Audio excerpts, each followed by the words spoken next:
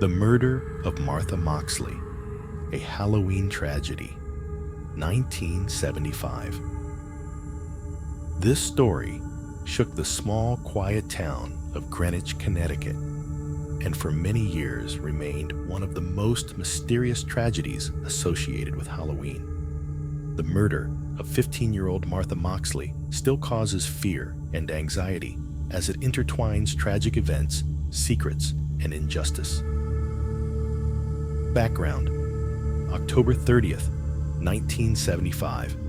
Greenwich celebrated the so-called Mischief Night, a tradition on the eve of Halloween when teenagers walk around and play pranks, stick toilet paper on trees, knock on windows, throw eggs.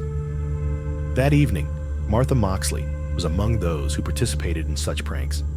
She grew up in an affluent area where everyone knew each other and went to meet her friends, intending to prank and have fun. In the evening, she found herself near the house of her neighbors, Thomas and Michael Skakel, who were relatives of the famous Kennedy family. The teenagers spent time together, but after 9:30 p.m., none of her friends knew where she had gone. Disappearance and a gruesome discovery. When Martha did not return home, her mother began to worry. On the morning of October 31st, Halloween, she went out to look for her daughter. A few hours later, Martha's body was found near her house. She was lying face down under a large tree in her own yard. An autopsy showed that the girl had been hit in the head several times with an iron golf club, after which her lifeless body was dragged and left under the tree. The murder weapon was found nearby, and the club belonged to the Skakel family. Suspects and suspicions. The police immediately turned their attention to 17-year-old Thomas Skakel and his 15-year-old brother Michael, who had last seen Martha. Their behavior and strange statements raised suspicions. Thomas claimed to have seen her around 9:30 p.m., and Michael said he had sneaked a peek through her window later.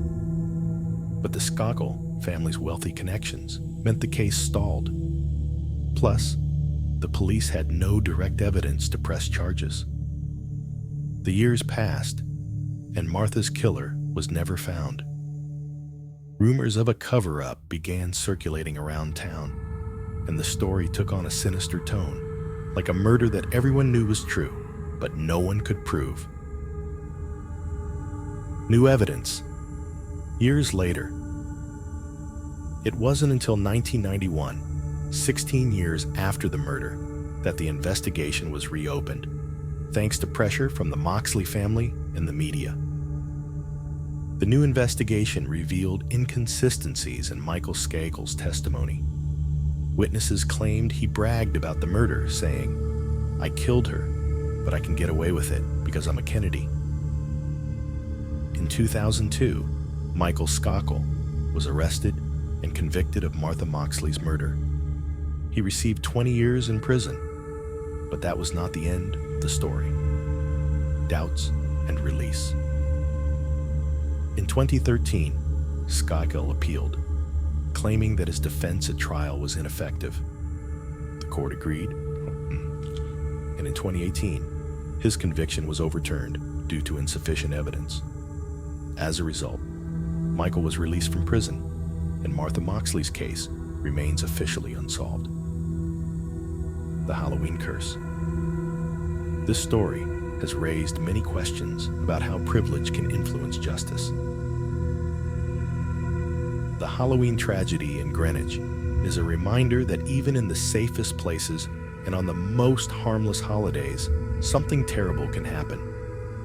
Martha's mother is still fighting for justice and does not give up on trying to finally convict the culprit. Every Halloween in Greenwich reminds locals of this tragedy. Residents have become more cautious about the holiday, and parents now always accompany their children. The story remains a grim symbol of how easily a fun holiday can turn into a nightmare that never ends.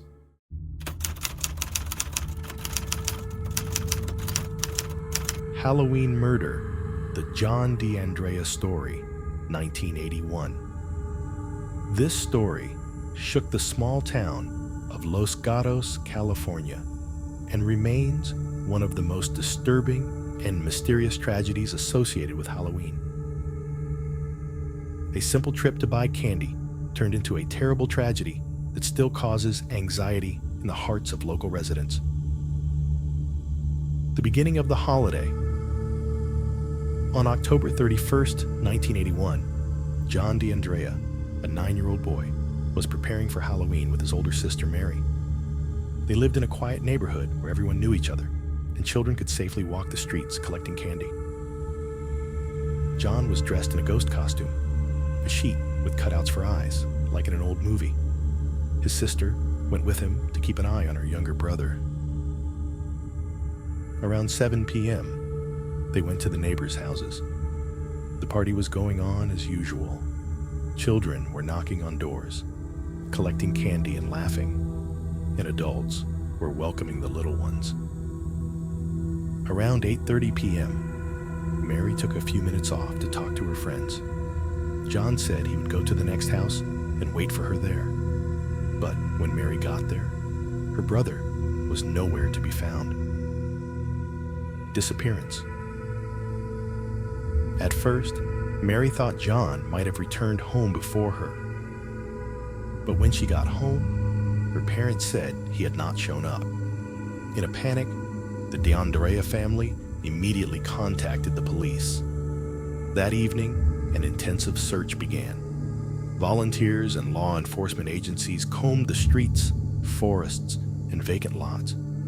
Tension reigned in the city because the boy's disappearance on such a busy evening seemed impossible. The next day, November 1st, the search continued. Finally, around noon, a hunter discovered John's body in a forest belt on the outskirts of the city. He was found under a rough blanket of leaves and trash, and his ghost costume was soaked in blood. A forensic examination determined that the boy had been stabbed to death. Investigation shock and grief engulfed the entire city. Police began interviewing neighbors and collecting evidence. Some residents recalled seeing a strange man in dark clothing standing on the street corner on Halloween night. However, no one knew him, and the descriptions were too vague to create an accurate portrait.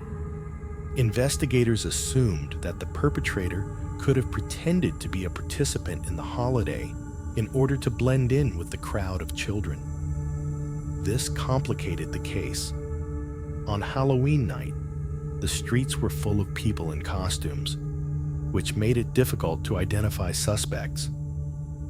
The police soon came across one suspect, a man named Danny Martin, who had previously been convicted of violence. Danny worked nearby and often appeared in the area where John lived. However, there was not enough evidence to arrest him, and the case reached a dead end. The legend of Ghost John. The years passed, but the murder of John D'Andrea was never solved.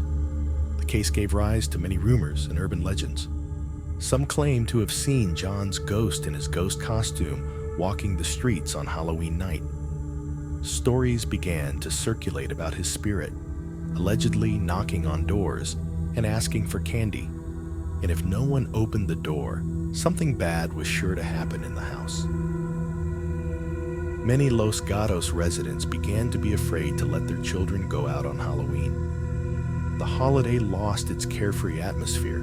Parents carefully checked who was handing out candy, and some families stopped participating in the holiday altogether. Unexpected twist. 1998. In 1998, 17 years after John's murder, the case took an unexpected turn. One of the detectives investigating the case decided to re-examine the evidence using new DNA testing technology. Traces of DNA that had previously been undetectable were found on John's suit. The testing led to the arrest of Danny Martin, who had been living under an assumed name. His DNA matched the samples found on the boy's body. During interrogation, he admitted that he had met John by chance, had an argument with him, and in a fit of anger, had fatally wounded him. Martin was sentenced to life in prison without parole. Although John's family finally got answers, the grief of their loss remained with them forever. A legacy of tragedy. The murder of John D'Andrea has become a symbol of the loss of innocence for the city of Los Gatos. Every year, on Halloween night, residents light candles on their doorsteps in memory of the boy. Many families still do not allow their children to go to Halloween without an adult. This story is a reminder that even the happiest of holidays can have hidden dangers.